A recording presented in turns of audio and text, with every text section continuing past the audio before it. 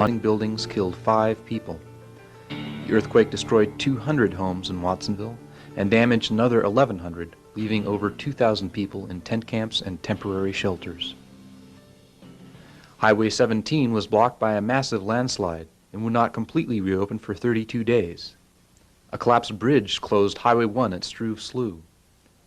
Highways 152, 129, and many roads in the Santa Cruz Mountains were also closed, hindering access to the areas which most needed help.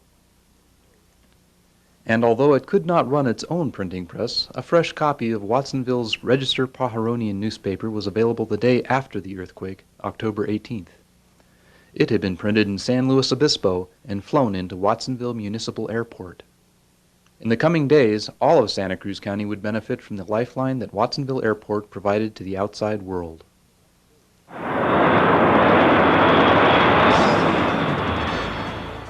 Within 20 hours after the earthquake, military C-130 aircraft delivered a crew of Federal Emergency Management Agency personnel who would inspect and red tag unsafe structures and evaluate the extent of the earthquake damage.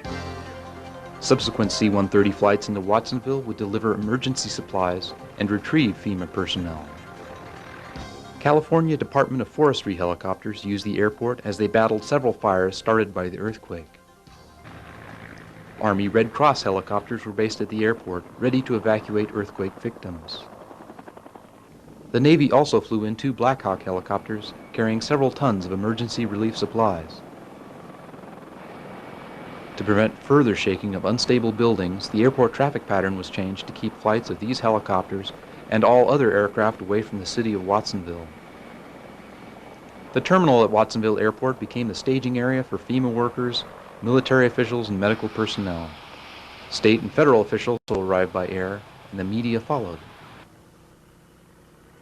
While the Federal Aviation Administration closed off Watsonville Airport to all flights except those delivering emergency relief, most incoming flights were still made in privately owned aircraft. Pilots from all around the Bay Area volunteered to deliver donated supplies to Watsonville residents in need. On Thursday, October 19th, the Food Bank of Contra Costa County asked Linda Meloche at Buchanan Field in Concord if several tons of food could be delivered to Watsonville by air. Calling on volunteer pilots, Linda organized an airlift that delivered 40,000 pounds of food in 100 flights by early Friday afternoon. Bill Dunn and John McAvoy organized an airlift from Reed Hillview Airport that began Saturday, October 21st. By Sunday evening, Reed Hillview pilots had conducted 300 flights using 80 aircraft, transporting 250,000 pounds of much-needed food, water, clothing, and camping equipment to Watsonville. Everything had been donated, including the supplies, planes, and fuel. Similar airlifts were organized out of other airports. Hamilton Army Airfield pilots flew in 28,000 pounds of supplies in less than 2 hours using 50 aircraft. Pilots from Half Moon Bay and San Carlos also participated in the airlift, delivering thousands of pounds of supplies to Watsonville. In the days following the earthquake, the tarmac at Watsonville Airport was crowded with unloading aircraft. There was so much air traffic that the FAA brought in a temporary air traffic control tower. The California Conservation Corps provided help moving the incoming supplies as 5 hangars were filled with goods destined for local disaster relief organizations. Ultimately, over 1,000 airlift flights delivered 500,000 pounds of emergency supplies to the Second Harvest Food Bank alone. Watsonville Airport provided speedy access to the county hardest hit by the Loma Prieta earthquake. And when Watsonville needed it most, hundreds of Bay Area volunteer pilots flew in emergency supplies.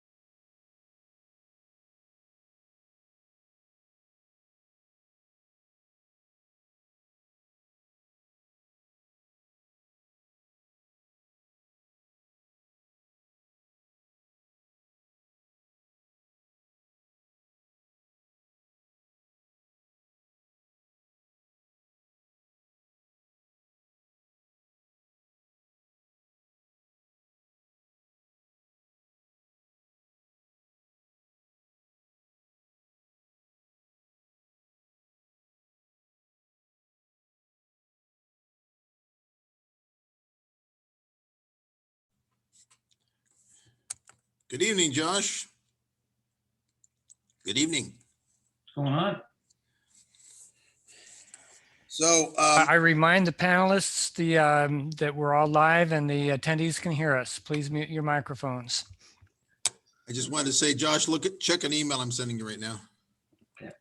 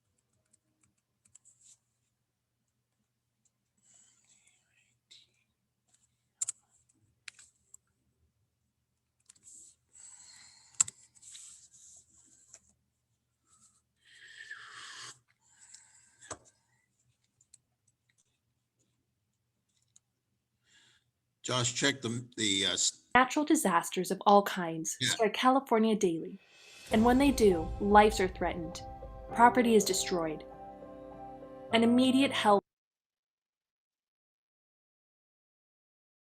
is on its way. Or is it? Emergency officials say that in any disaster, you're on your own for the first 72 hours, and life-sustaining supplies, shelter, and hope are essential to survival. When a disaster strikes, CalDART flies into action by providing life-saving services on a moment's notice. We are a California-based volunteer nonprofit organization, fully supported by viewers like you. We need your help.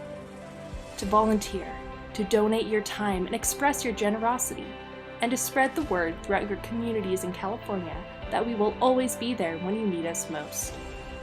The California Disaster Airlift Response Team Network is comprised of skilled volunteer pilots who utilize their experience, personal equipment, and aircraft to transport critical supplies and personnel many miles, or the last mile, between the disaster area and local airports in the disaster zone.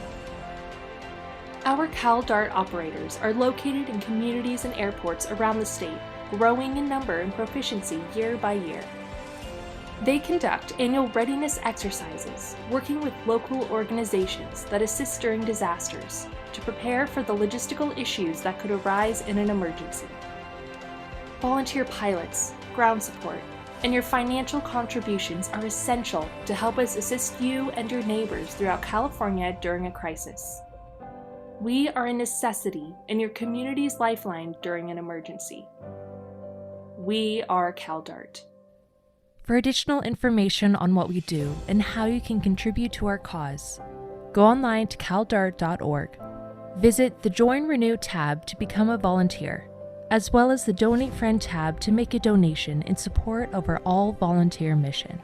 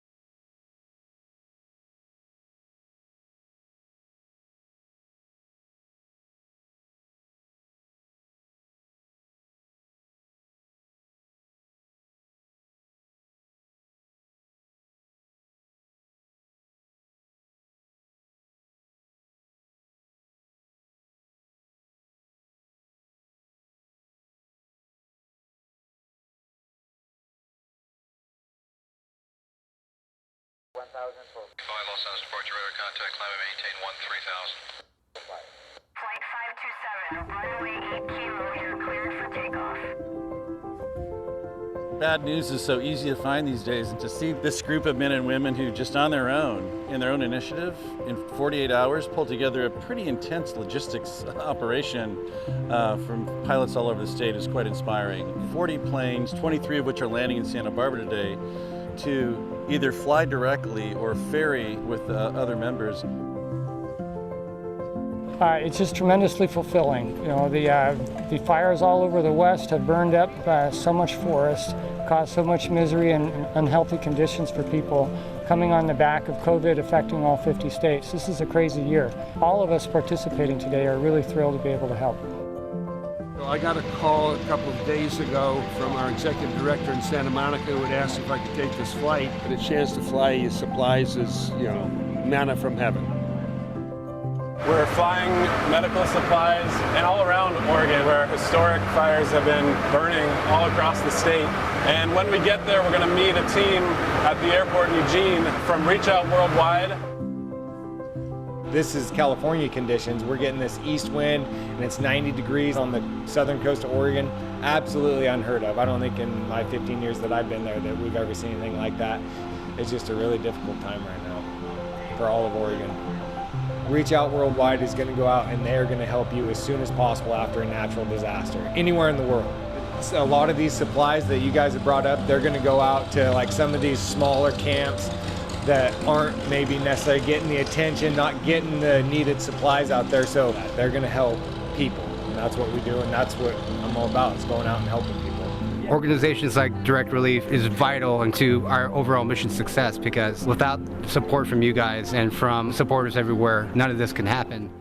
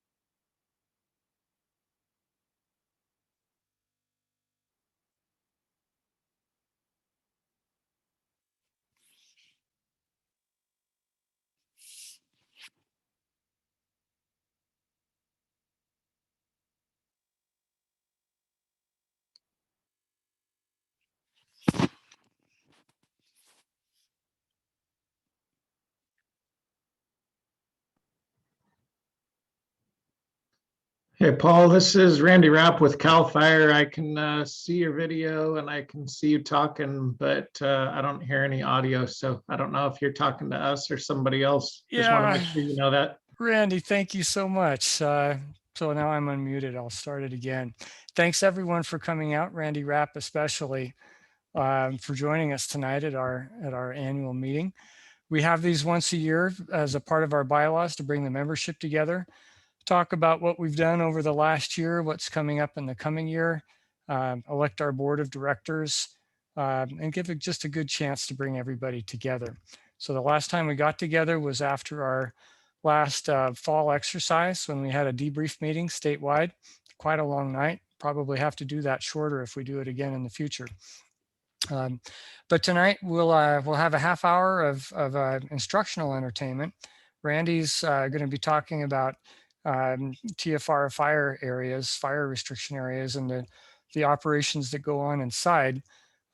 Sometimes we've operated near TFRs as a part of our CalDART operations or just as private pilots.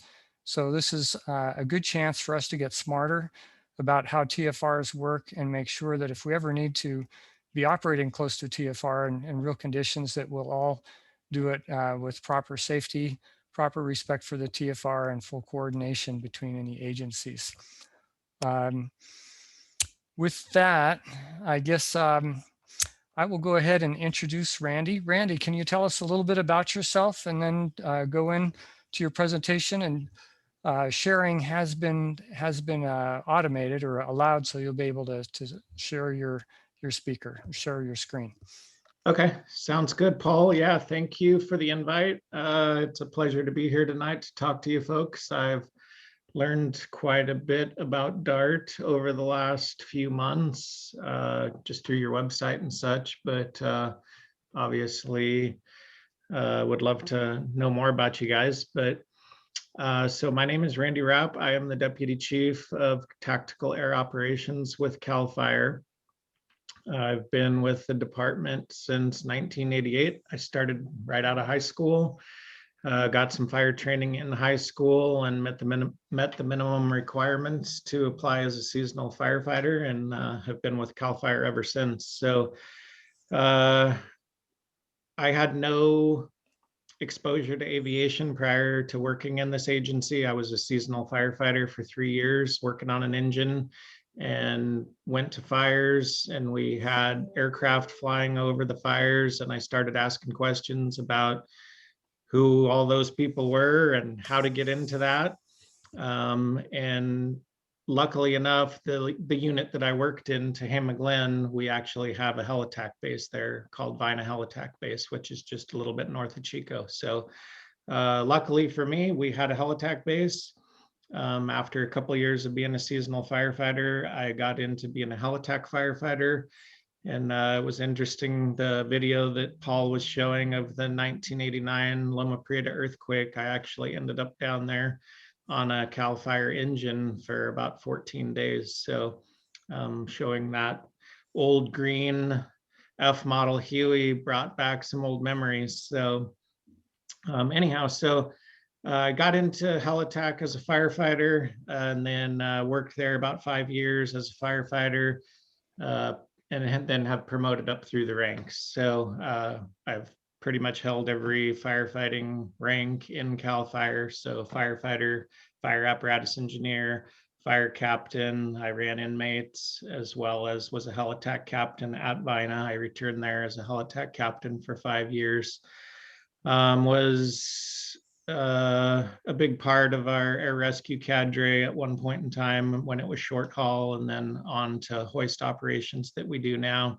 I've served as air support group supervisor and air ops branch director on some of our CAL FIRE incident management teams for several years, and then promoted up to assistant chief into some different types of positions, like running inmate conservation camps and such, and then kind of stepped back into aviation after a couple years being gone, and took over as the deputy chief of our tactical air operations about 2 years ago. So I have about 33-ish fire seasons in.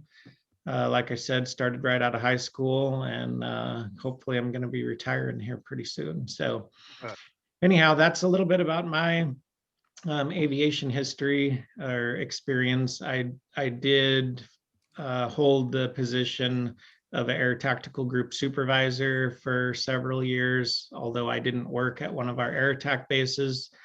I'm primarily a helicopter guy, but like I said, I have been in our OV-10s and operated as the air attack officer on some incidents, although never formally assigned to an air attack base. So that's a little bit about my history.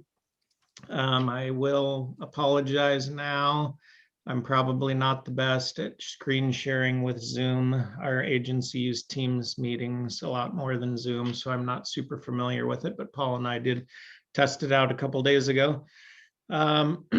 So there's basically two sides to our CAL FIRE aviation. We have our aviation management unit, which I know Paul is familiar with, and probably some of your other members.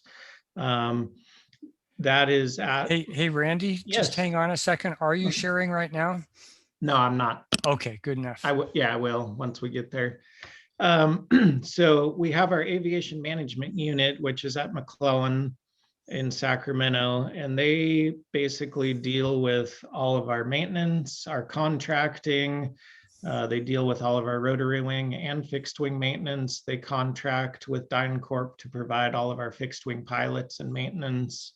They deal with all of our contracting with private vendors, which we refer to as CWN or call when needed vendors. So when we have a lot of significant activity and we need to bring in more surge capacity resources, we'll hire private vendors to provide aircraft and services to us, from helicopters for like helicopter coordinator roles, water dropping missions, as well as obviously contracted air tankers and such, whether they be with the Forest Service or from some private vendors.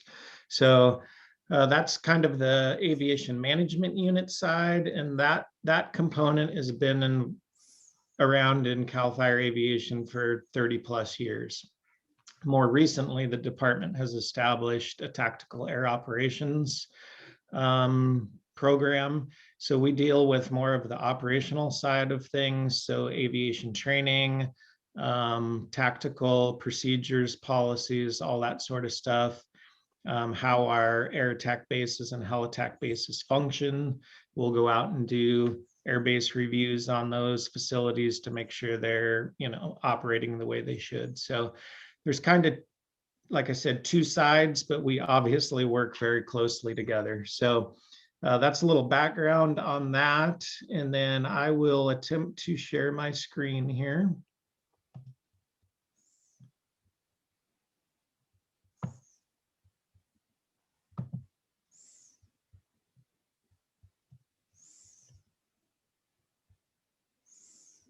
All right.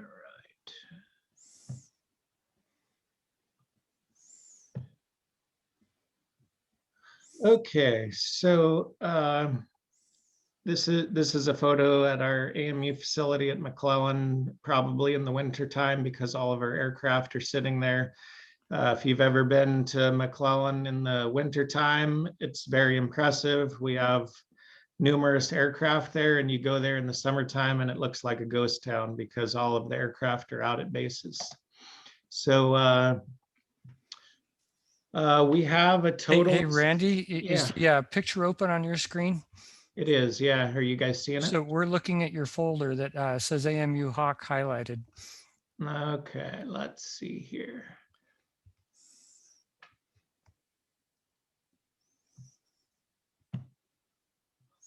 Yeah, that's good. So you can see my screen now? It flashed for just a second. Huh. Can you see that? I see a blue circle on your AMU Hawk. And any other panelists want to speak up if they're having the same issue? Same issue here, Ed. Well, of course. This worked fine a couple days ago, Paul. It did. It flashed again, but. Yeah, it's the S2T, a picture with all the people standing in front of it, what flashing. So suggestion is you might be sharing your screen rather than the particular window, or vice versa, share the different window. You may be sharing the window that's got your folder on it rather than the window that's got the picture. Now, not to close that, go back to your share. And when you set up your share, you'll be able to share the whole screen, or you'll be able to share any of your open applications. So how do I get back to that? Top left. Top left. So you'll have a bar that shows over two columns. You're on file. There's one home and share right next to file. No further up, right there. I'm guessing that might be where you get the share pull down menu. No, we're talking share that goes with Zoom, Lloyd. Zoom share. Yeah, so you got to redo your Zoom share. Zoom share has a whole bunch of options on it. Okay, so do So I open up your Zoom share. Should I close this? No, don't close that. Just go to the bar that says share on it and say change your share.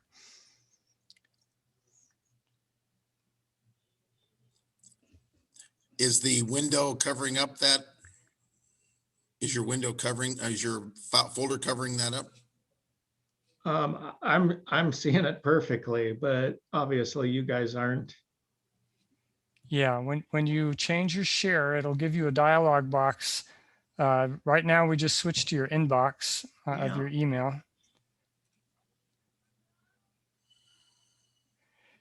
You can share your whole screen, like screen one. Do you get a screen one option on change your share?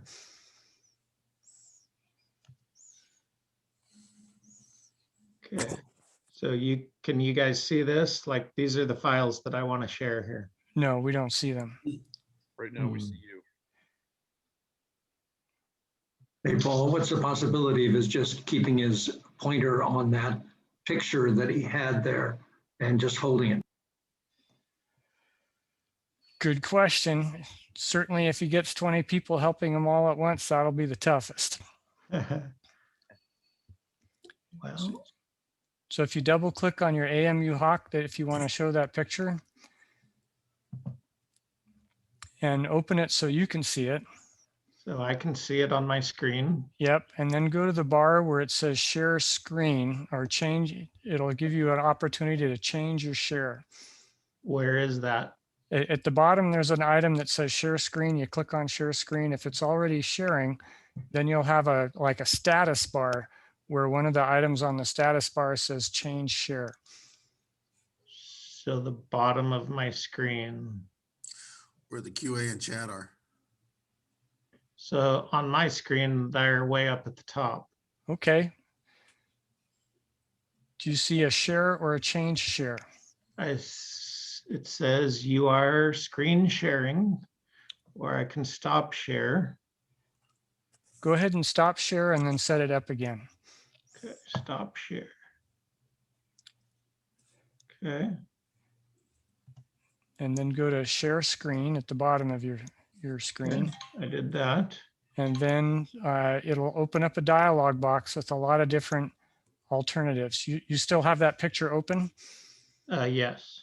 Yes, you do? Yeah. So go to like probably option 2 or 3 that's just the picture and click on that. There you go. Any luck? Yeah, we got it. All right. Well, I told you that was going to be difficult. Make the panel full size by pressing the little box in the upper right corner of the panel. See the little box? The up.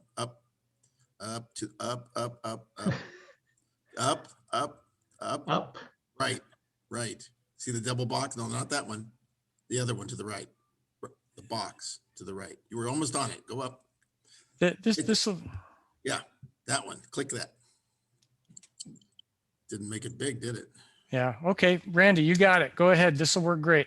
All right. Sorry, all. I told you there was going to be difficulties. So. Hey, I was talking with my mute turned on. So there you go. All right. So this is a photo at our AMU facility. So like I mentioned, we have about 70 total pilots on our contracted side. So all of our fixed wing pilots are contracted through our pilot and maintenance contract, which is through DynCorp. And then our helicopter pilots are actually CAL FIRE employees. There's over 100 maintenance positions at AMU with obviously some supervisory positions, and we're adding to our population as we speak, as we're bringing on our new CAL FIRE Hawks. We're hiring additional mechanics, and as well as our C-130 positions. So we'll get into those in just a little bit here. So currently we have 23 S2Ts, 15 OV10s, and one is in the process. We're building one up from scratch right now, which is not uncommon for our facility. They built an S2T basically from the fuselage up a few years back to replace one that was lost in a crash. So it's been in the buildup for about a year and a half, and we're probably about 4 or 5 months out from having that aircraft operational. We have 12 UH-1H Super Hueys, 2 A200 King Airs and 3 CAL FIRE S70I CAL FIRE Hawks right now. We're in the total acquisition process to have 12 CAL FIRE Hawks. We've taken delivery of 3 at this point in time. We do have 2 of those in service at Helitack bases. One is at Vina Helitack base that I mentioned just north of Chico.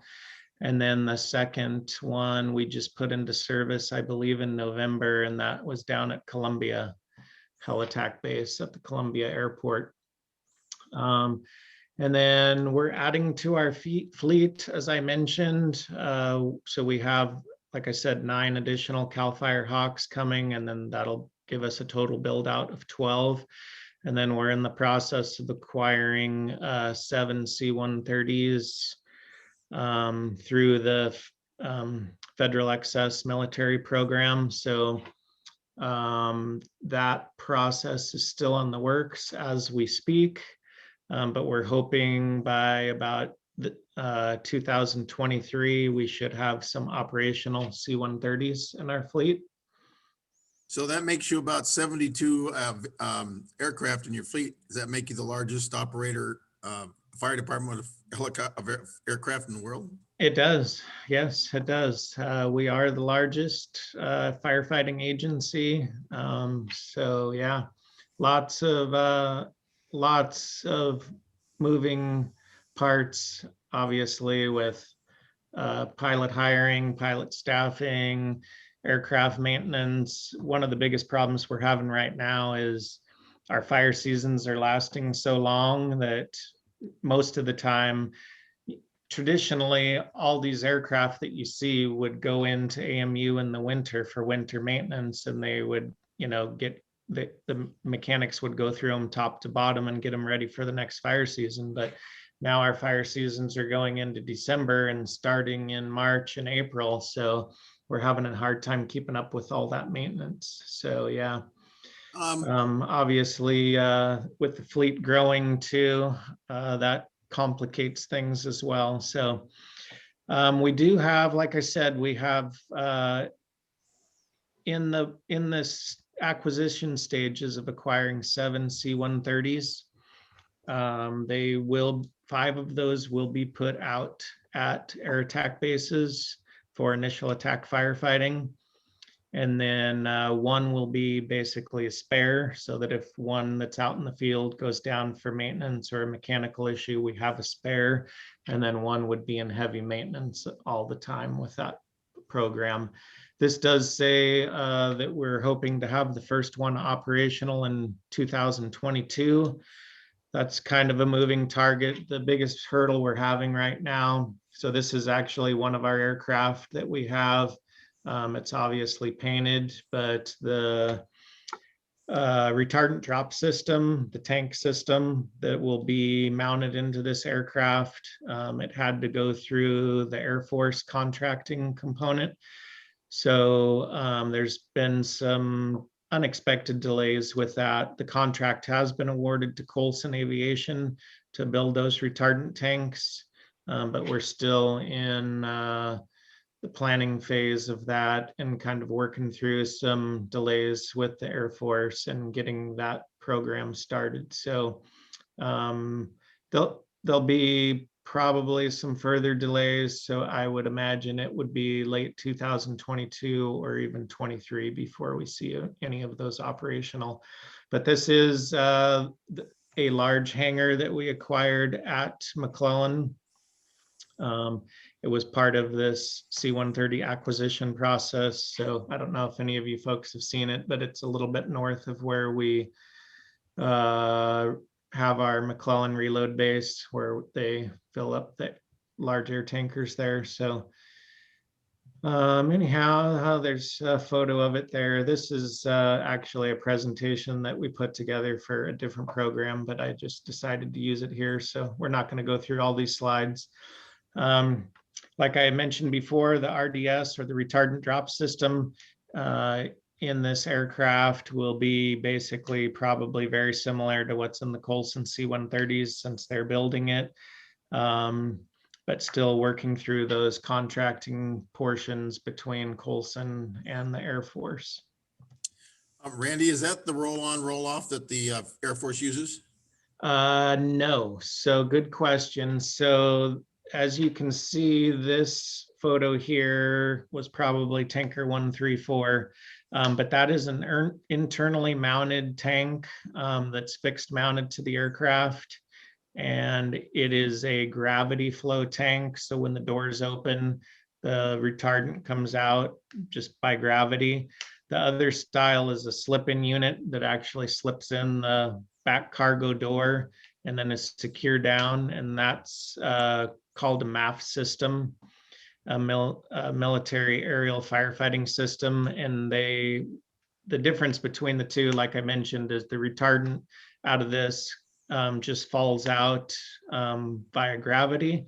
And with the MAF system, the tank inside is actually pressurized with compressed air, and then it's forced out some large nozzles. So both are effective, but this tends to give us a little bit better, a little bit more consistent drop patterns with this. Sometimes with the MAF systems, they tend to tail off a little bit as the pressure in the tank drops. It just doesn't come out as strong. So all of our air tankers, as well as the Forest Service air tankers, for the most part, unless we're using MAFs, they utilize this gravity flow system. I won't get too much into these details, but this is a photo of our first CAL FIRE Hawk S70I. Black Hawk has a 1,000-gallon tank. This was aircraft number 1 that came out of United Rotorcraft in Colorado.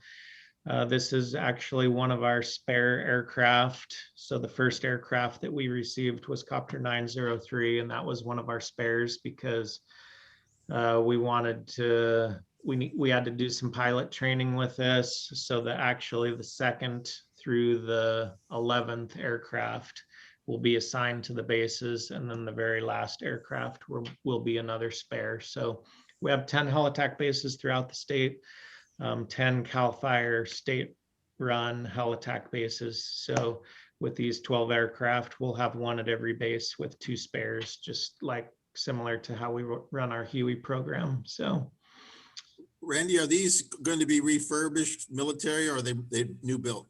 Nope, these are brand new aircraft, fresh off the assembly line in Poland and then shipped overseas here. So these are not military excess aircraft. Excuse me, they are brand new. This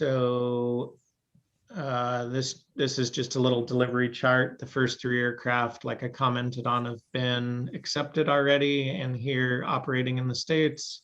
We're going back next week, as you can see, the week of March 8th, to do the acceptance on the next 2 aircraft, and then a couple months later, the following 2. So this is our actual rollout for the different heli-tac bases that was established a few years back as part of the budget change proposal.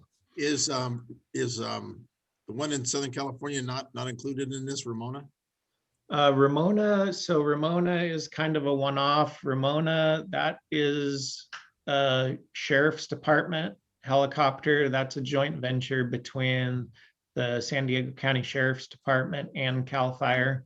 So they provide the aircraft and the pilots with that program, and then we provide the captains and the firefighters. So that program is a little bit different. That's kind of our one-off heli-tac base. That's kind of a joint venture.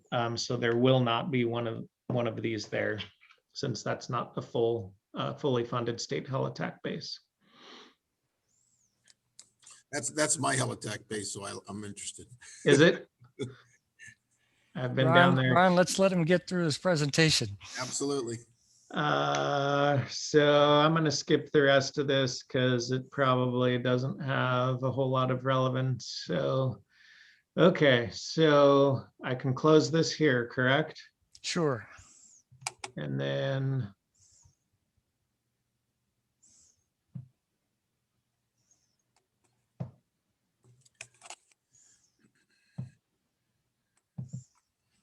Okay, so we'll see if this works.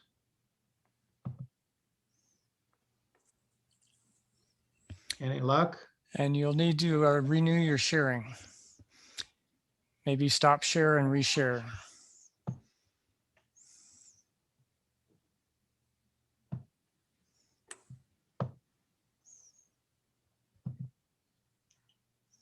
There you Good. go. Yeah, that works. Sorry for the technical glitches here. So hopefully you guys can all see this. I know it's not the greatest photo, but these are the 10 helitack bases that we have throughout the state of California. On the CAL FIRE side, there are certainly other helitack bases throughout the state that are Forest Service operated bases, but these are the 10 that we have. I'll scroll down a little bit, but this is what we call a DPA map, so direct protection area, or so the green that you'll see is all Forest Service responsibility. The red that you see is all CAL FIRE, what we have the obligation to protect. And then the white is all local government, so either city fire departments or county fire departments. So we obviously, a couple of our helitack bases are located in close proximity, but for the most part, everything is kind of spread out, what we refer to as a tactical spread, so that we can try to get aircraft on any incident within 20 minutes from initial ignition. So, all right.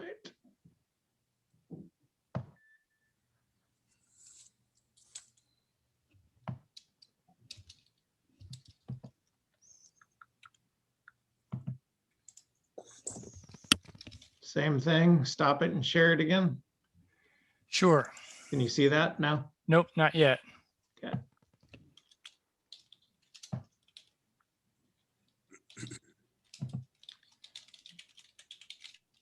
Okay, so this is a similar map, but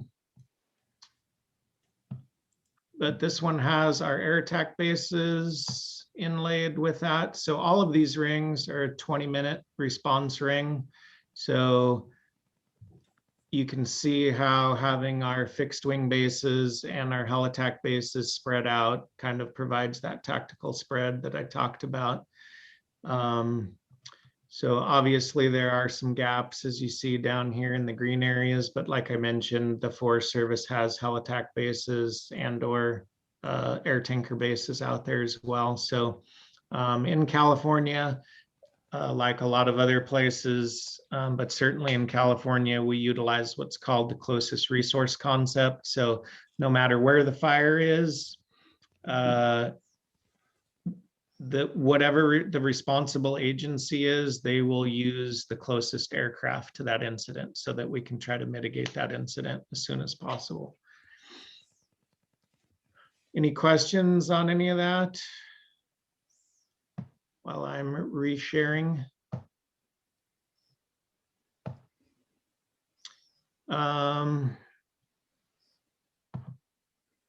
Sorry, this is quite cumbersome, but we have several fact sheets on some of our aircraft.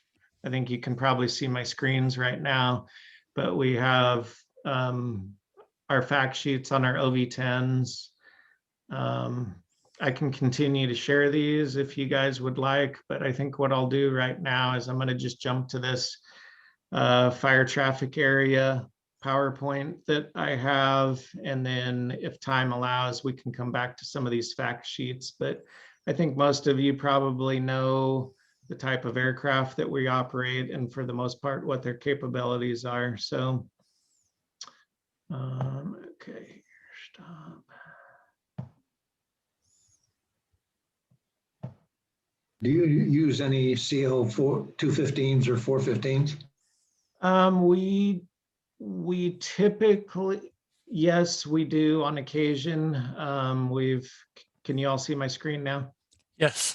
Okay, perfect. We do use them on occasion. Sorry, trying to get this to start.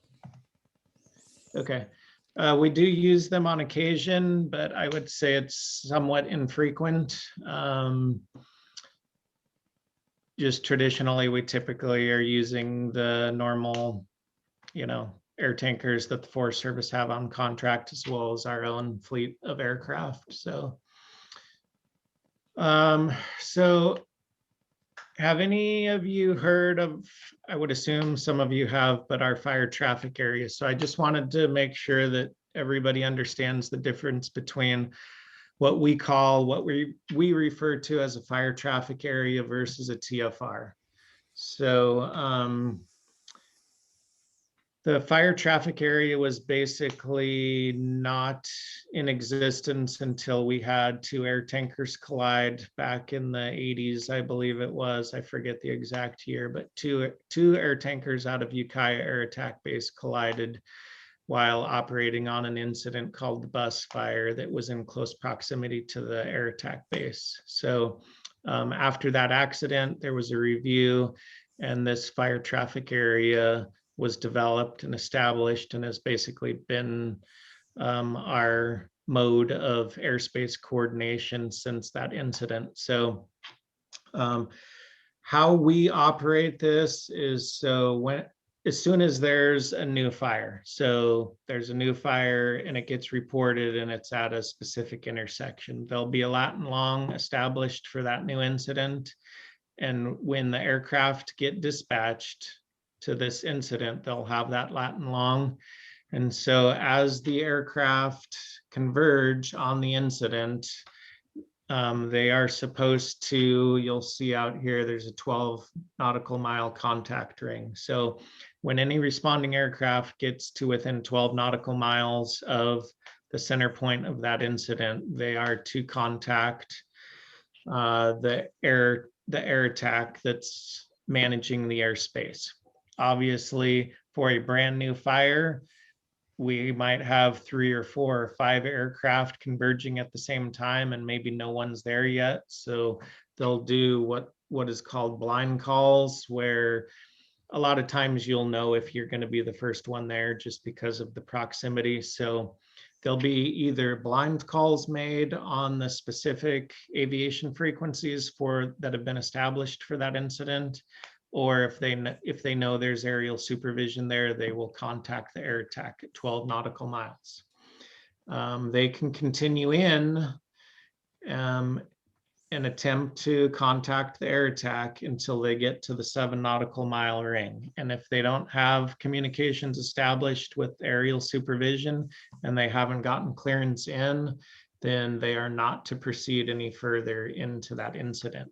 Like I said, sometimes everyone is converging at the same time, so people will be talking as they're approaching the incident and communicating with one another. But once there's aerial supervision established, then you'll contact the air attack at 12 miles, and typically they'll answer you right up and give you permission to enter into the airspace.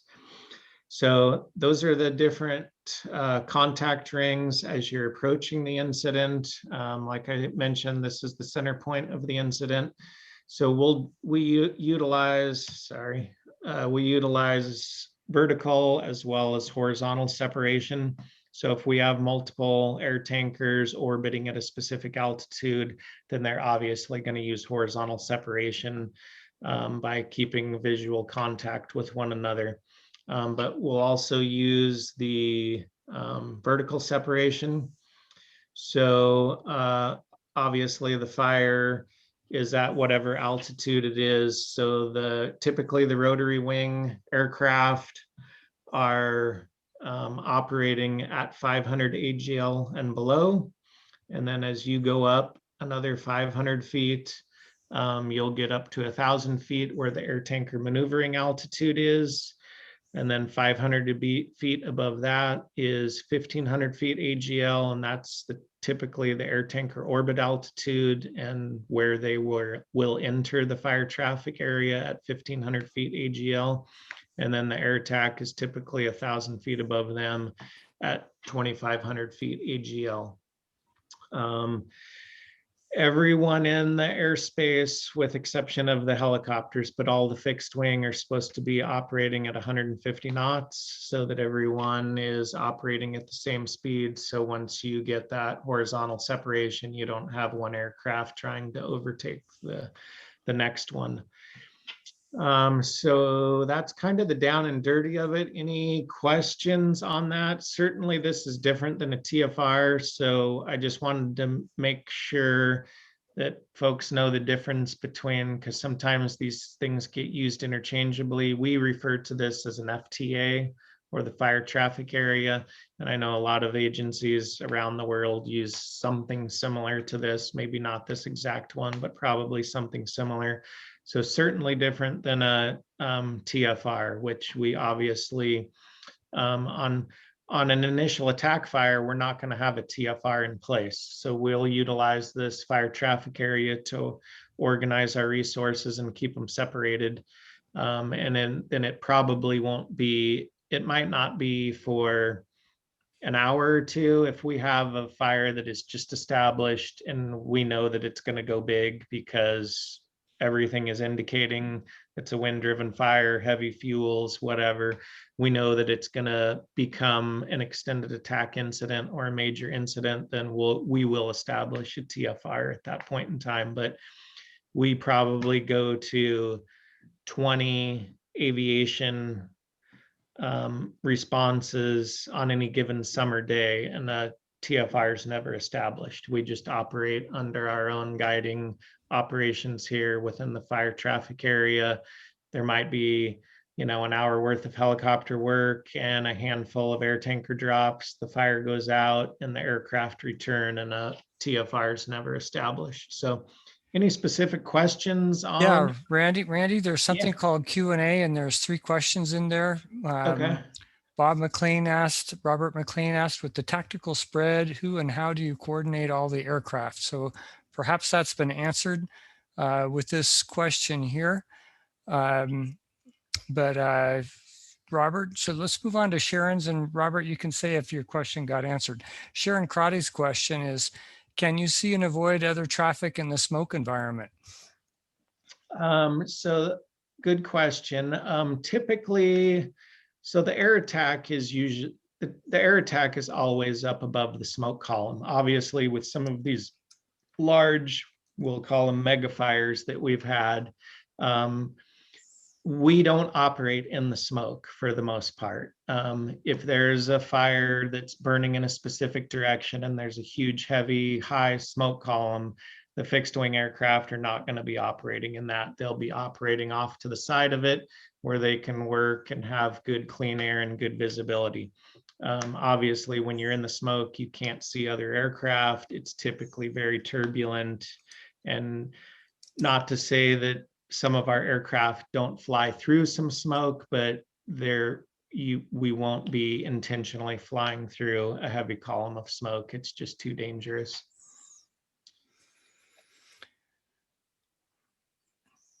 Okay. So that one. And I see no other questions. We have other questions for Randy? I have a question. Go ahead, Ron.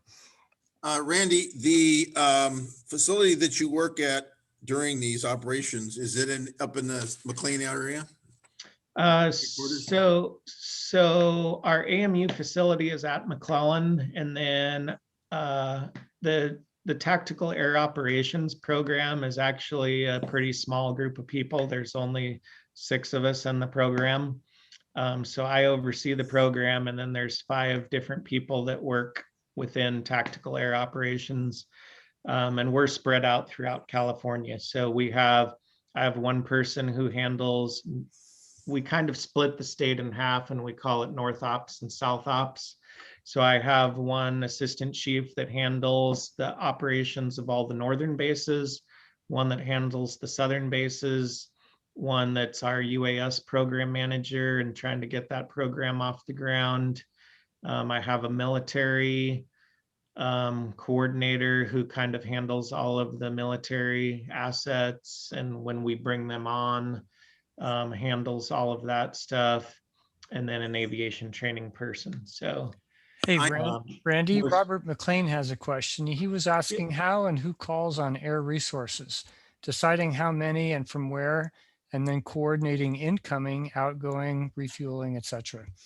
Yeah, so any fire in California, it will get what is called a standard response. So based on the fire predictions for the day, they use a lot of computer models to determine whether it's going to be a high dispatch, medium dispatch, or a low dispatch. So depending on that response level, it will automatically assign X amount of fire engines, battalion chiefs, hand crews, and aircraft to any specific incident.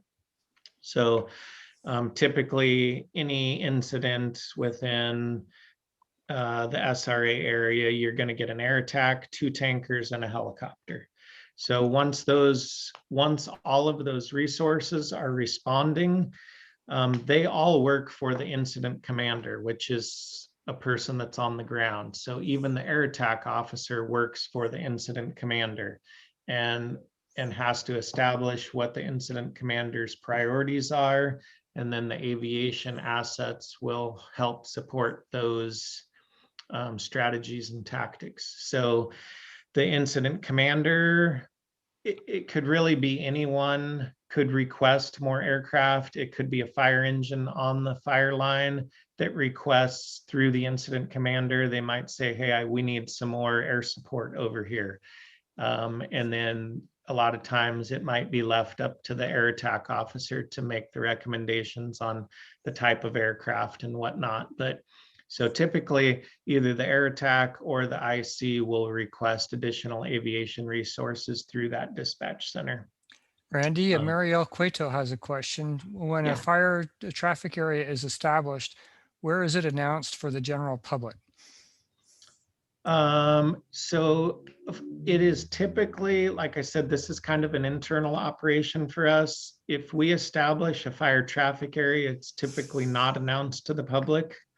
Obviously TFRs are. So what we try to tell people is, now we've really tried to do a lot of training on the front side of, I don't know if any of you folks have seen posters of this fire traffic area at any of the FBOs or at some of the airports, but what we try to ask people is that if you see smoke, stay away from it, because if you're within 5 to 7 nautical miles of smoke, then you're likely to be encountering firefighting aircraft. Paul, it's Ed Story. I got a question for Randy. Yeah. At the tanker orbit altitude 1500 AGL, how do you deal with lateral separation?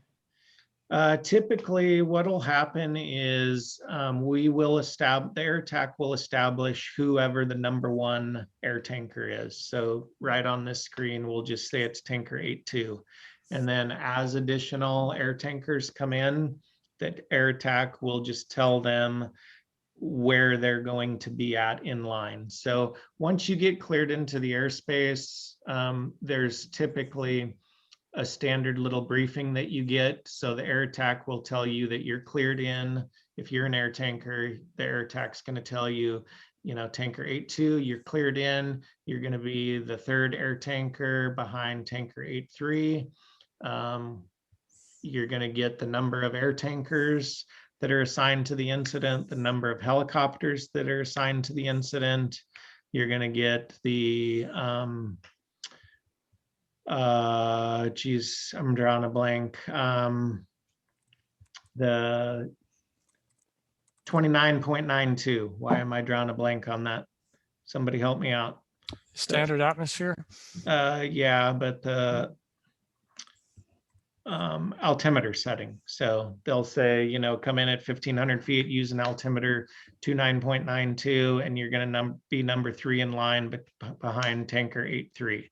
And then those fixed wing air tankers will typically communicate on a different frequency, and the air tanker will announce that he has the 2 air tankers in sight and he'll be coming in as number 3.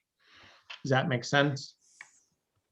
Yes, it does. And I assume that this is all above the clouds, or is it under the clouds, or just someplace in visual flight rule? Yeah, we always operate VFR, so we would not be we wouldn't be using something like this if we had a layer of clouds or anything like that. If there was a layer of clouds somewhere that interfered with this, then there would have to be obviously some alterations made to it. But we typically don't operate in those kind of conditions. So we wouldn't, we wouldn't have typically helicopters operating underneath it and then fixed wing above it, dropping down through the clouds into it. If it was something thin, we probably would, but not any type of thick cloud layer.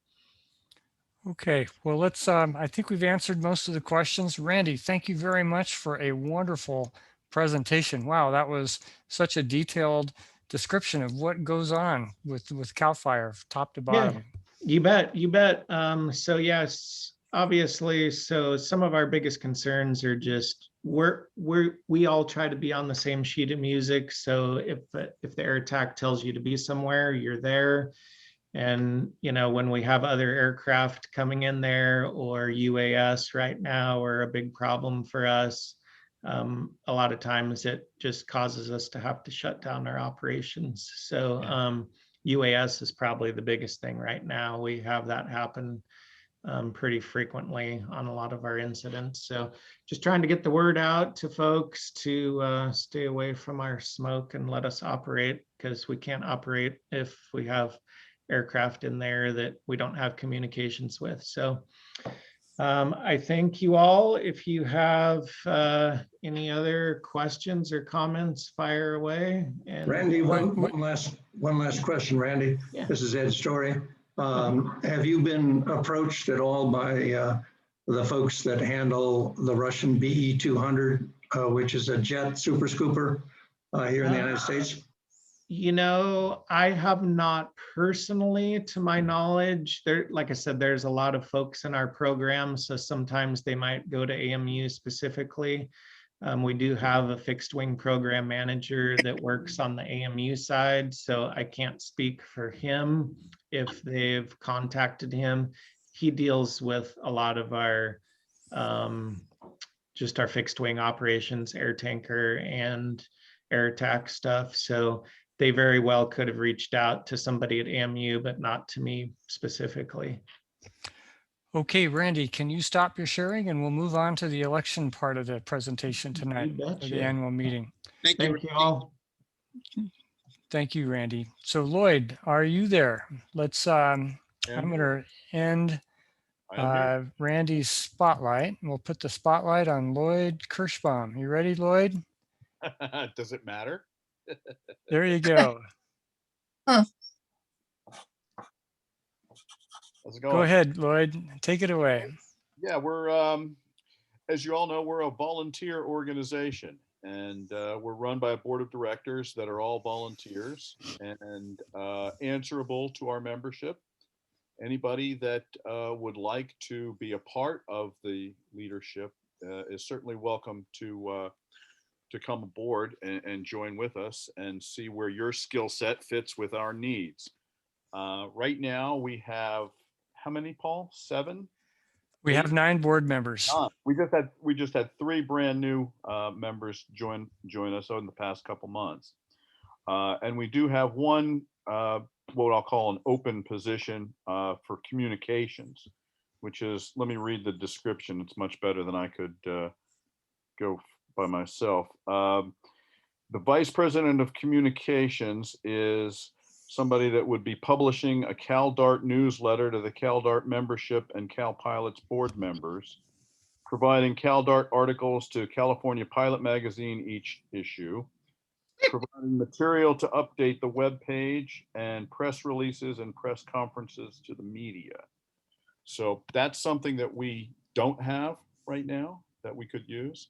So if there's any of the general membership that would like to step up and volunteer for that and nominate yourself or nominate somebody else for a position on the board, we would certainly be glad to welcome that. Otherwise, what I would recommend, unless there's some, or if you have some other skill set and want to be a part of the board in some other capacity, I'm sure we could find a way to try and make that fit. So Paul, how can we find out if somebody wants to volunteer? Want to be on the board, what they should do is put a comment in the comment field. They can direct it to me or all the panelists probably is a good way to do it. That way you can see that it's coming in. And where is that?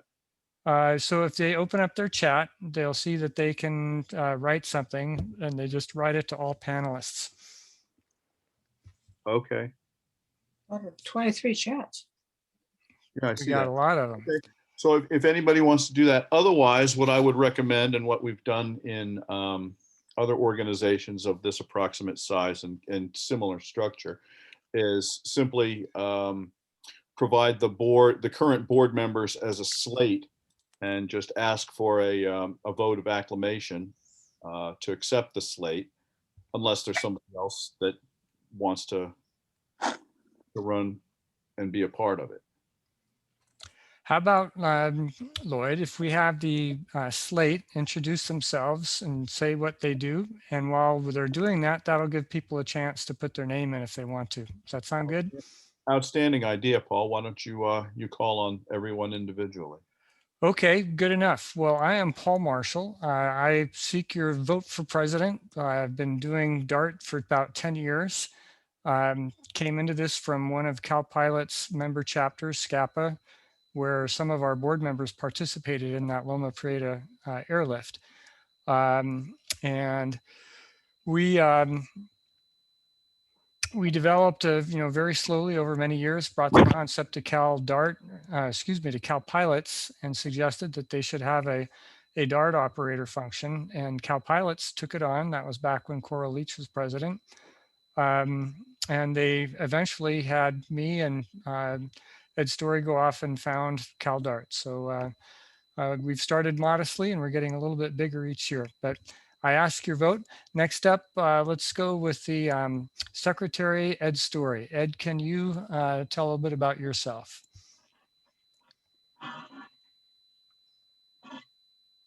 Okay, how about that? Good. Ed Story, let's see, I'm on the board of California Pilots Association along with Paul, and now along with Charlene, who is just joining us on this board and is also on the board of CalPilots.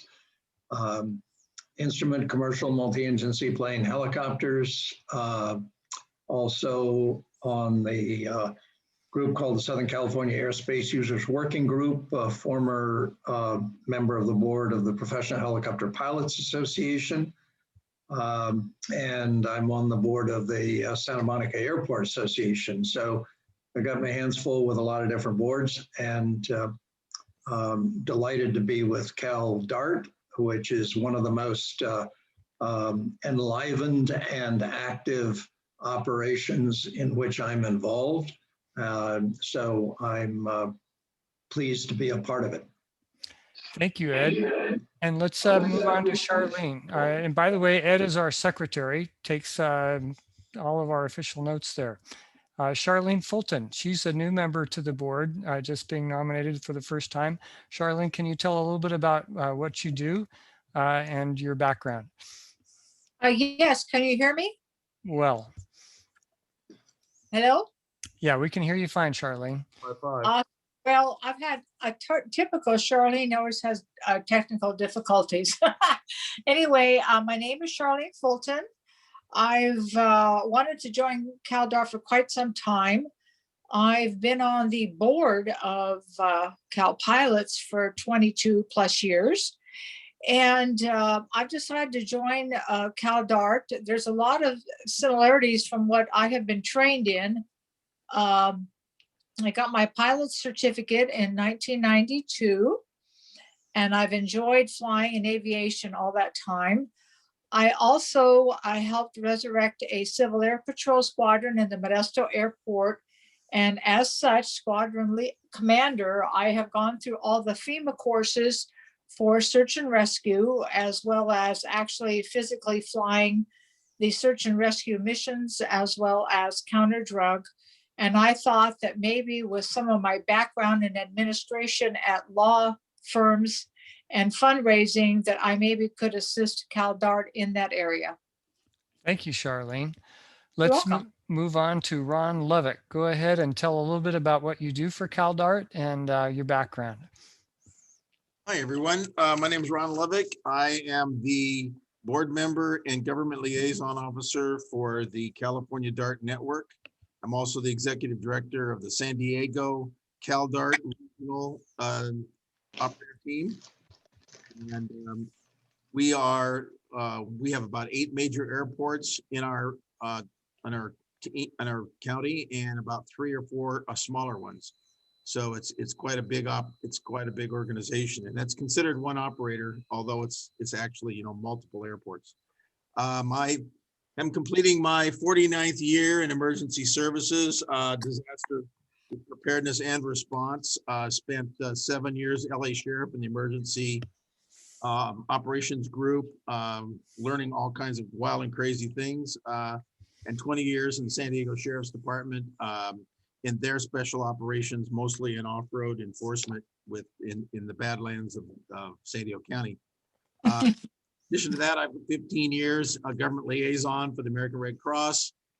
Where my job is to work with all the police and fire departments, and during disasters, I go out to the incident command post where I get to enjoy the smoking gunfire, which is my passion.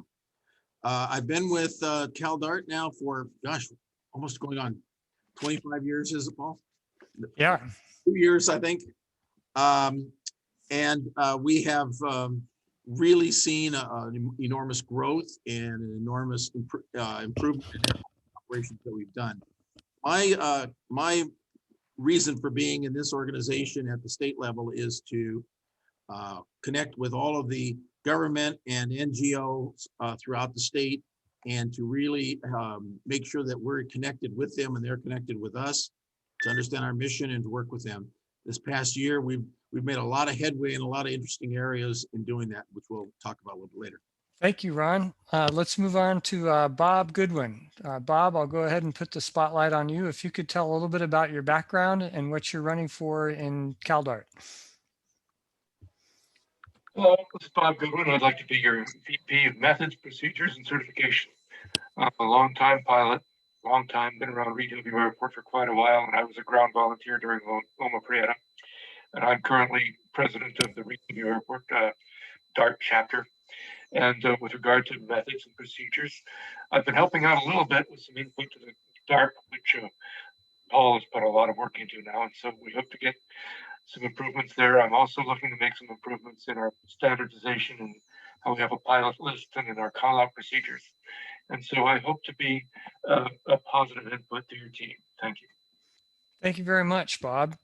And let's call on now Peg Gardner. Tell a little bit about your background and what you will be doing with CalDART. Thank you very much, Paul. My name is Peg Gardner, and my greatest talent is reconciliation and emergency management.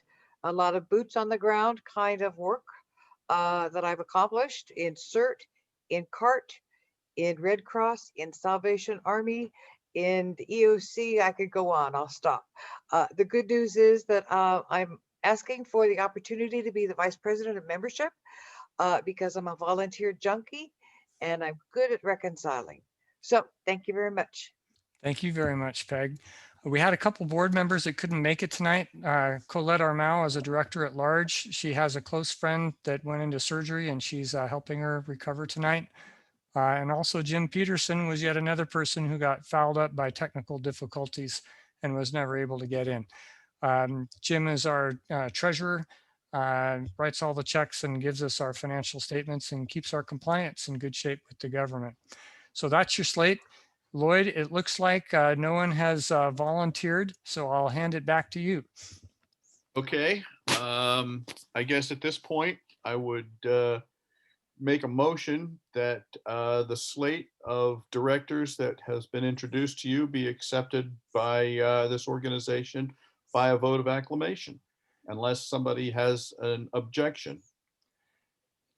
So what's the easiest way to do that? Is we well, they can either unmute themselves and vocally tell us there's an objection, or they can write an objection in the chat. How about if we just say accept or reject in the chat? Because I think we don't have the ability to get everybody unmuted. Oh, okay. Then everybody go to chat and yay or nay. Aye.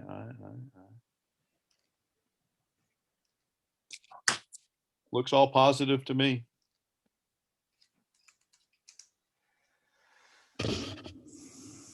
I'd make a voting joke, but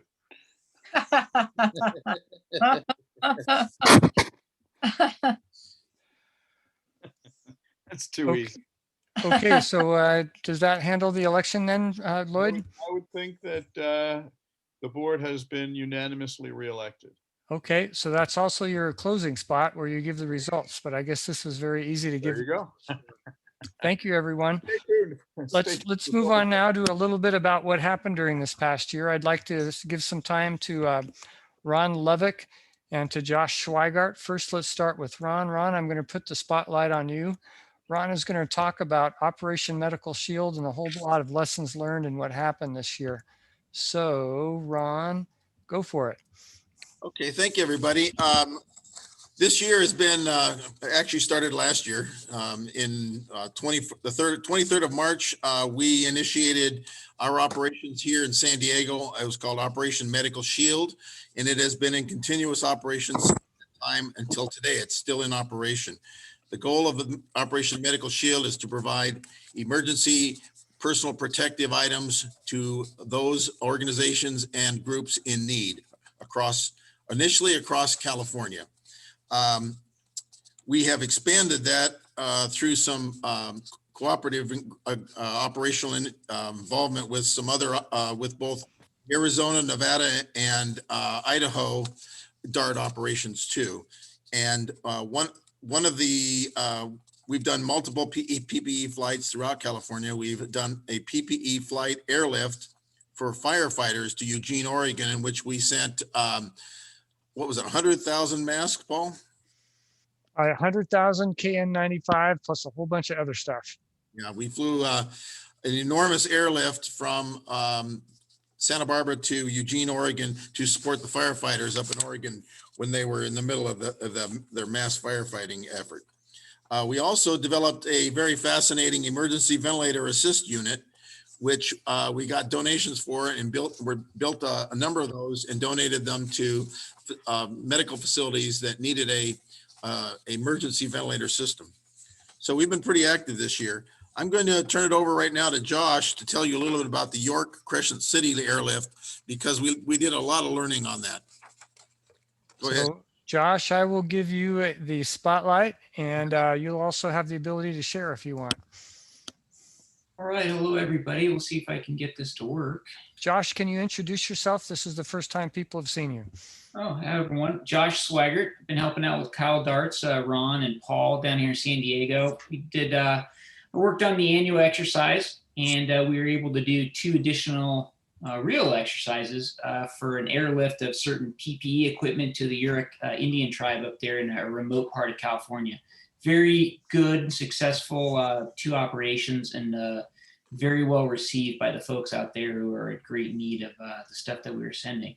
So, you know, myself and Ron and Paul put together a little bit of PowerPoint, a few pages, kind of show you a little bit of what we did, some of the things, the way we operated, some of the takeaways, and probably a couple ideas on how we can make things develop a little bit in the future here. So let me see if I can get that to play. Probably got to share the screen though. Let's see. Okay. All right. Everybody see that okay? Perfect. Yes. Right. So here's kind of the rundown. We got we had a request from the Yurok Indian Tribe, which we'll talk about in a few moments. We arranged about 1,600 pounds of PPE. So it was masks and face shields that were sent out. The airlift originally started in Santa Barbara Airport. We ran it halfway to Santa Rosa, to the Sonoma Jet Center, transferred the loads then to a second leg of waiting planes, flew into Crescent City, and delivered the supplies. So there's 3 parts of this. there's the original organization, which we'll talk about, some of the ground operations, and then the flight operations. Probably not in that order, though. So a little bit about the Yurok tribe and why this is important. These folks, they were given their ancestral lands over off the Klamath River. They have about 45 miles of the Klamath River, 1 mile on each side, but it is very, very remote. It's about a 3-ish hour drive to Crescent City, and the tribe members are all really spread out through that area. They have no hospital. At most, they have a clinic that has really no supplies. They were in great need of medical supplies that we were offering. Paul and Ron, got with direct aid, got about 110 bins of PPE, which we were able to deliver. Now, we could, it's possible. I mean, all the roads were passable at the time, and we had other ways to get the stuff up there. But this was a great operation to really exercise how CalDARTs would operate in a scenario when folks were cut off. So it was really a good opportunity to really show what we could do. So let's talk about the flight operations. So I ran it from my house where I am now. I could run it from my law office, but it's been kind of closed for COVID for the last year. But the background will look very similar. So I ran it from my house on a couple boards to deal with ground ops and flight ops to show the flight tracking. You could do it electronically, but it's kind of nice to have it to written out and follow where everybody's coming in from. So about on the 2 lifts, average about 12 to 15 aircraft per operation. We had some going direct, but most of them were going to drop off their supplies at Sonoma Jet Center, and then the second leg was going to pick up and go from there. We used a different system than what I think all you folks have been used to before. It really wasn't a point-to-point. It was more of a hub and spoke operation that we had set up, and we'll talk about that a little bit more in a few moments. And I thought it was a little bit more efficient that way. It was not a weight issue. We were dealing with, obviously we're all pilots, weight and balance. It was really a volume issue that we dealt with. Ton of volume that we're filling the planes and where we needed more aircraft. The operation we didn't have to match airplanes and airports just based on the way we were using the hub and spoke model.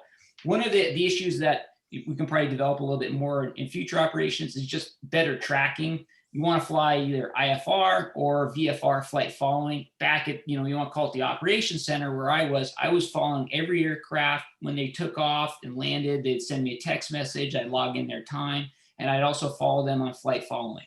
So that's one, just to keep everybody updated, down the line on when we're going to drop the supplies off, when they could be anticipating the next load, how many aircraft were still en route. And I was passing that information on to the next leg or whoever was there to pick up at the final destination. So anybody who's running one of these operations, that's really critical for our pilots to be able to alert us, at least from the operation standpoint, of when they're taking off, when they're landing, where they're at. Also for safety in case something happens, which there wasn't a safety issue, but there were a couple other hiccups, which we'll talk about in a second. Let's see. So one of the things that we want to work on is obviously is how fast we can react. It's not like we're going to have 3 months probably to plan one of these operations. We're going to get maybe a day, 2 or 3 days. And so the one component of it is to have a good list of volunteers and pilots with current paperwork so we can give notice and deploy quickly.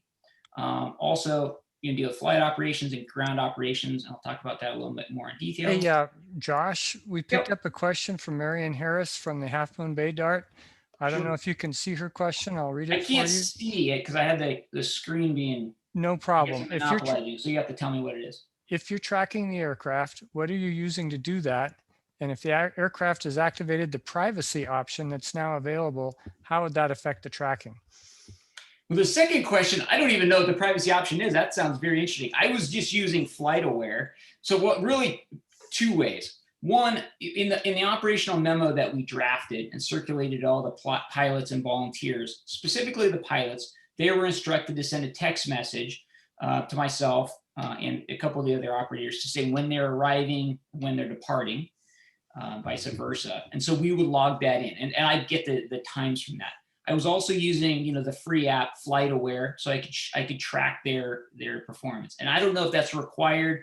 If you're obviously an IFR flight plan, would probably be showing VFR flight following, I'm sure as well. I don't know if you are not going to fly with flight following, if it'll still show up or not. And if there's some way where you can hide that, then there is no other system that I'm aware of that can track those flights. So we were relying on those three things. But as a corollary to your question, when you're doing one of these operations, safety, timing, that's all paramount. So you wouldn't want to be in a position where you're hiding, the time and traveling. We want to be able to follow those things just as a kind of a practice planner. Were there any other questions, Paul? Nope, that was it. Marion had some follow-on comments. She was thinking that if people elected privacy, that might mess you up. And we don't really know because we don't have a lot of experience with it. Yeah, I mean, look, it would mess me up. I mean, I was tracking all the pilots, through the text messages, and I wasn't getting some text messages. It wasn't 100%. So I would go back on there, type in tail numbers, look at FlightAware, and I'd see they're flying over the bay. So I knew that we were on time and there wasn't any safety issues. That was kind of my backup. Go ahead and continue, Josh. Sure.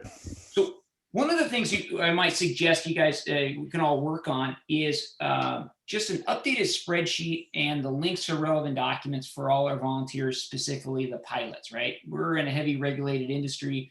You got to have certifications, medicals, insurance, you need all that stuff current, and it expires. And so, we may want to suggest that there's a shared joint spreadsheet that has a lot of this information, but there's ways to link to those specific documents as well.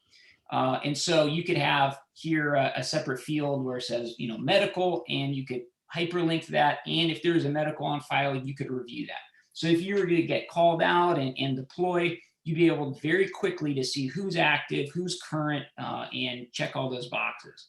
So we had a lot of that, but it wasn't as quick as I would have liked.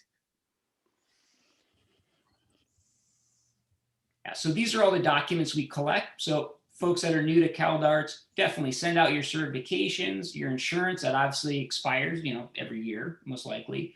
The waivers are probably good, but your aircraft information as well. We take a look at all that aircraft information, especially we're not matching planes, but we're taking a look to see if we have enough volume and capacity to be able to do the operation. So keeping that up to date is very useful. All right, so what we were using before, and we used in half of the operation, is really just a point-to-point. Hey, Josh, can we break in real quick? Dennis Colthurst wants to make a comment. And so, Dennis, you are allowed to talk about mission following. Go ahead. Thank you. Can you hear me? Yep. Good. What I want to say is that when we launch a mission, we have an inherent responsibility to follow the pilots for their safety. And we sort of came up with a framework that when a pilot launches a mission, he takes off, he's either on flight following or an instrument flight plan. And I think that needs to be enforced. Additionally, the private out when it comes to FlightAware should not be an option. We have to be able to track the pilot. And during the last mission we had in Santa Rosa, we actually lost an airplane for a bit. And one of our dispatchers found it leaving Palo Alto to come to Santa Rosa. That should never happen. I think we need to, as a group, make sure that this is all coordinated. Thank you, Dennis. Go ahead, Josh. You bet.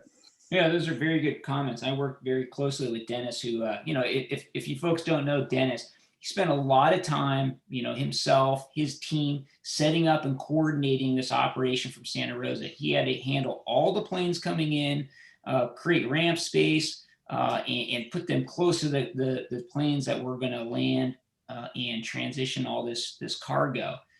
You couldn't do it without him. And we'll talk about a little bit in a moment about the different model we were using other than point to point. And it really takes somebody like Dennis and the Jet Center to really be partners with that for this to work. What we were doing, what I understood we were doing in the past was really setting up two pilots. So you could start from point A at somebody's home airport. They would arrange to get whatever supplies they'd have, and they'd fly it to either another pilot at their home airport, hand off the cargo, and then go on to the next leg if that's what was needed. It makes sense, and it's very easy when you're working a small operation. But I'd suggest to you that if you're going to scale this, it becomes pretty difficult from an operation standpoint. One, you're matching. I'll go to a different slide. You're matching pilots in planes with planes and their geographic location. Okay, so in this operation, we're dealing with a lot of volume. Nobody had overweight. It was only over volume. So we had to have enough planes that could fit that volume. The problem was it would be difficult to match somebody with a 182 at a local airport to be handed off to another Cessna 182 pilot. So we knew the volume would make sense. It wasn't that clean, especially when you're dealing with 1,600 pounds of PPE, about 110, 111 bins. And so it's a little easier if you're dealing with a model that looks like, well, I'll talk about it in a minute. Couple of the problems that we're having with this point-to-point were even when we were using this hub and spoke model, we still had about a 15 to maybe even 20% issue with pilots. Either the pilot couldn't go that day, they canceled, there was a weather constraint, they didn't feel comfortable flying, or we're having mechanical issues. And so if you're running a bigger scale point-to-point, you have somebody coming out of, say, Grass Valley, and someone was going to meet them at another outlying airport that was convenient to pilot number 2, and there was some mechanical issue, they couldn't fly. Now, from the operations standpoint, we have to get another pilot out to that remote airport. If you're flying into, well, here's some mechanical issues. This is my plane, about ready to take off, and the nose wheel didn't feel quite right. So this wasn't during the operation. I was running the operation from the operations center. But this has happened, and we had a couple planes that went down because of mechanical issues. Hey, Josh, we're running over time. Can you finish up pretty quick? Yep, no problem. So the way we ran the operation was we all flew into one center and we handed off the cargo to the other plane. So we could have 5 182s, and they transferred their cargo to a Kodiak Quest. It worked great. The ground ops, we can go through that quickly here. The biggest issue we had was tracking. The system you guys might want to think about doing is, right now they're filling out one sheet. They'll take pictures. I would take that and put that into a file on a copy of the bins. This is what we were receiving copies of bins, maybe copies and photos of load sheets. This is what we were using on our annual exercise, where we print it out and handwrite this, and I get photographs of when it would arrive at the final location. What I might suggest to you guys is that there are options where it's very cheap. Almost, there's some options that are free where you can print out a barcode, pre-mark it onto a package or a box, log that into your system, and then you could scan it with your phone, and you know exactly where it was at, what was being delivered and when. So those are some options that are available. So those are really the 3 key takeaways from our 3 operations. One, if we had a good volunteer list with attached manageable documents, that'd be great. Probably want to transfer for bigger operations to like this hub and spoke model. And if we wanted to work on some type of inventory tracking system, whoever is on the board, you might want to create a couple committees to try to work on these things for next year. Those were the biggest takeaways that Ron and I had with running last year's operation. Okay, Josh. That's all I got. Thank you very much. And Ron, did you want to jump in and offer something as well? Yes, let me just say we had some very interesting lessons learned, and it's another 20 minutes worth of talking. So what I'm going to do is I'm going to put my notes into the chat box, and if you have questions at some point, we'll be happy to go over them. Otherwise, we're going to consume the rest of the evening on some very important things, but I don't think we have, unfortunately, the time. So let's just do it that way. And I'm getting them into the chat box now, so they should be there in a minute or so. Just let me get them formatted, okay? Would it be appropriate to put those notes onto the website? I can do that too. I have them, so. Let's go ahead and go on to 2021 plans while Ron is doing that. So I'll go ahead and do a slideshow from the beginning. So I'll talk about 2021 plans. Here's some of our logos and from our various DART operators. We need to add a few more DART operators on here, so we'll work on that for next year. First up, what's up with the disaster airlift response plan? So it's been out in review. Paul, you're not sharing. I'm not sharing, huh? Okay, hang on a second. Thank you, Ed. I just see Ron's hanger. Yeah. Oh, wait a minute. There you go. Okay, this should work.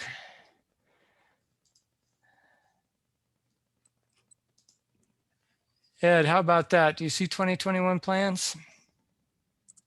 Now I do. Good. Okay. So we have our various DART operators up there. First up, the disaster airlift response plan. A whole lot of new improvements to it. We had a punch list of about 40 items. It's so much better in so many ways. It's been aligned with ICS. It's more flexible. It allows scale to go from a single 2-person operation with Ron and Josh all the way up to 100 people on the ground and organizing it. A lot of good things. We expect to release it in March. No new DART operator in the future will have to write their own disaster airlift response plan. And all DART operators will be expected to use it, with the one provision that people that have their own grandfathered plans can continue to use those. So that's the DARP. I would like to mention real quick, though, if you use your old DARP, you will not be using the NIMS, which is very important in today's disaster response operations nationwide. Absolutely, Ron. So exercises, mobilizations. I'm talking a bit about what we're going to do this year. All of our DART operators either have a exercise or a real mobilization once a year. Exercises help all of our DART operators build ties into the community. We've learned that if people don't already know who you are before a disaster happens, they're not going to call on you. It helps us build our skills. If we don't practice, we don't maintain the skill level. And it gives a lot of us another way to enjoy flying. We've talked about different exercises that we might have on tap for 2021. We've done 2 real operations at Santa Barbara Airport, but we've never had a proper ground operator there. So we might suitcase a DART operator there. That's a new term from the new DARP as an operation this year. We've talked also about running an air bridge between 2 airports on either side of a part of the Sierras where the highways are closed down by fire. Angel Flight West has worked with us in the past year, and we're talking about possibly doing some exercises going forward. And that's what's up for the coming year for exercises. And by the way, I'm not monitoring questions. So Ed Story, could you jump in and tell me if anybody's asking a question that I should address?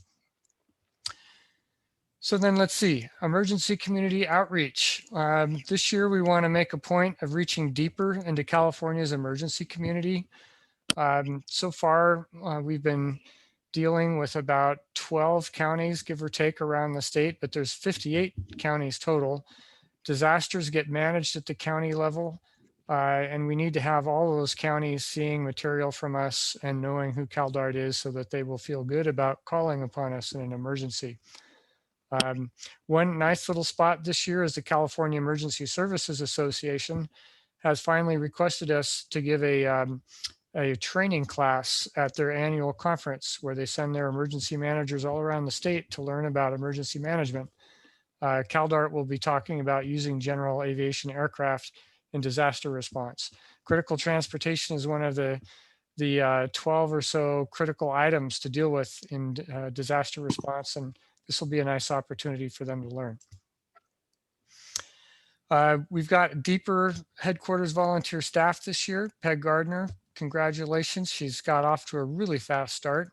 We're very pleased to help her. We've been a little bit neglectful of our members over the last year, helping people keep up to date on renewing their membership and that sort of thing. So hopefully we should be better on that going forward. Also, methods, procedures, and certification. Last year, it was a little bit difficult dealing with our 11 different operators and making sure they got the quality interaction they deserved. So with Bob Goodwin handling that for us, we should be able to put a few more cycles on it and do a little better job. Last year was the first time we ever certified DART operators. So we want to make sure that all of our DART operators have their certification sheets going forward. And finally, financial development. We buy a fair amount of insurance, and we hope to be able to buy capital equipment for our DART operators. So we need to develop our financial sources, and Charlene Fulton has come on board to help us with that. So that should be a nice evolution this year in the volunteers that are working for headquarters. Organizational development, I mentioned we have 11 DART operators today. We could use more. We have one in development. Scott Beasley, glad to see you on the call tonight. The folks up in Grass Valley are doing gangbusters to get their own DART operator started. But we could use more DART operators. So if you know anybody around the state, or if you're on this call thinking maybe at your airport that it might be handy to have a DART operator, consider it. It would be nice if we could add 3 or 4 or 5 DART operators in a year rather than just one. We have 250 public airports around California. Easily, I could see us having 30 to 50 to 80 DART operators around the state. And of course, we're not there yet. We today have 225 members or friends. That's approximate number with some double counts here and there. But there's 50,000 pilots in California. So we have not yet reached in very far to the pilot community. And of course, if we have a big disaster, we want to be able to scale up large and get a lot of people involved. So we continue to want to grow our organization. So that's it for me. Have any questions come in? For whatever reason, I'm not seeing any. Okay. Well, so that's 2021 plans. We've already got our election results. I think we are just about there. I'm going to stop my share, get all the panelists on the screen. I do have one item that I wanted to mention as Sure. a lessons learned. Mm-hmm. Go ahead.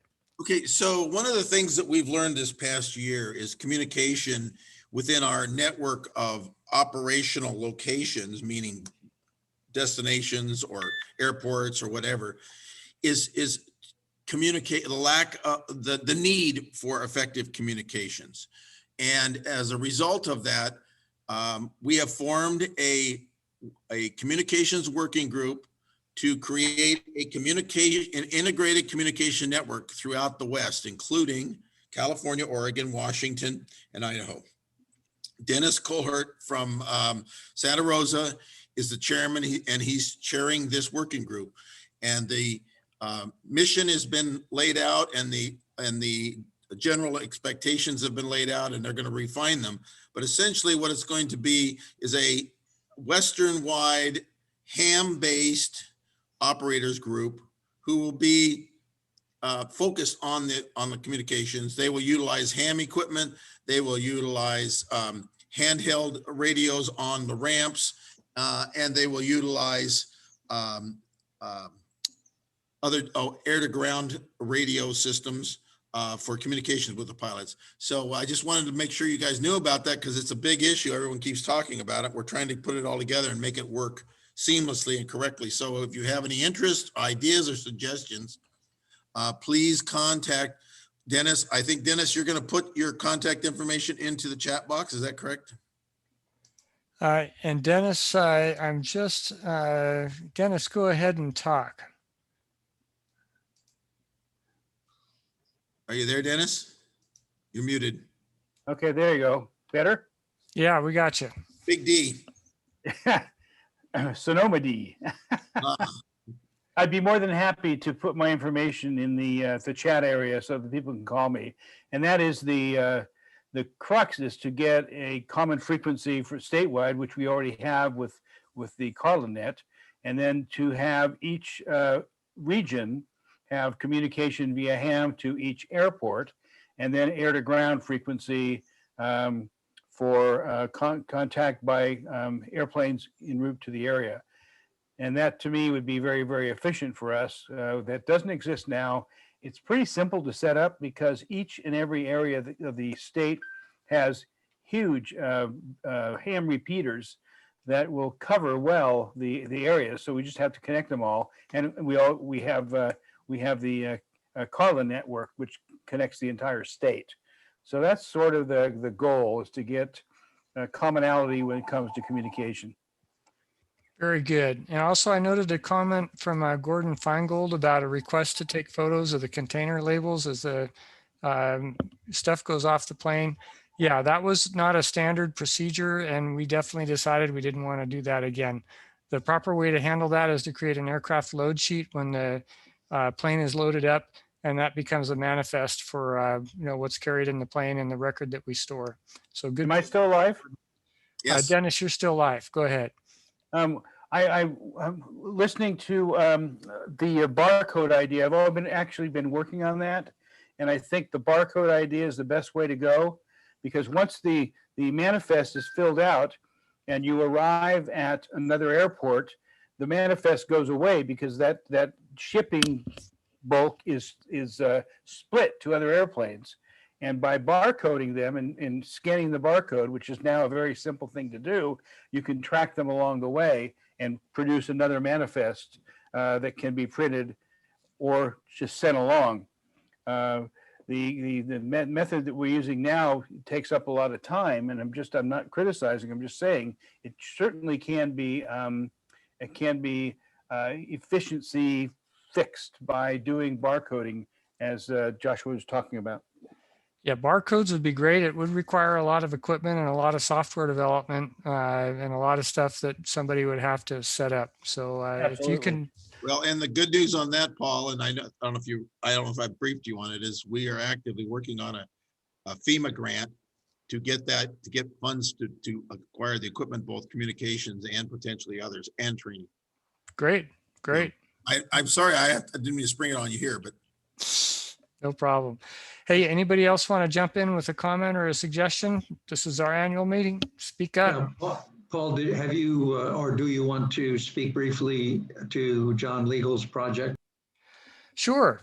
John Legal has been writing software for basically connecting to basically automate our paperwork that we have in the DARP. So aircraft load sheet, shipping labels, airlift dispatch log, materials log, a lot of the stuff that is paper filled out. He's putting together a linked computer system with software so that people won't have to fill out the paper. They'll still have to use computer terminals. Computers would have to be available. It might be nice to have some printers available on site, but it's an alternative way to do it. We've also done quite a bit of work with online document systems such as Google Documents, where we can have a remotely diversified operations group operating in different cities where they can share all the same documents because it's in a shared Google environment. And that works well in a non-disaster environment where services are working. So those are some of the things that are out there and in development. Okay, well, I want to thank everybody for showing up, all the 29 attendees who stuck it out through thick and thin. And thank you for everyone who has donated so much of their time and passion to make California a safer and more resilient place. Thank you all. And Paul, you're only 6 minutes over schedule. That's incredible. Much better than the fall debrief session, which was an hour or more over schedule. That was terrible. And you shortchanged us. We have 37 people on. Well, there you go. I see 26, but whatever. Take care, everybody. 37 participants. Okay. Bye-bye. Bye-bye. Bye-bye. Bye-bye. Bye-bye. Bye-bye. Bye-bye. Bye-bye.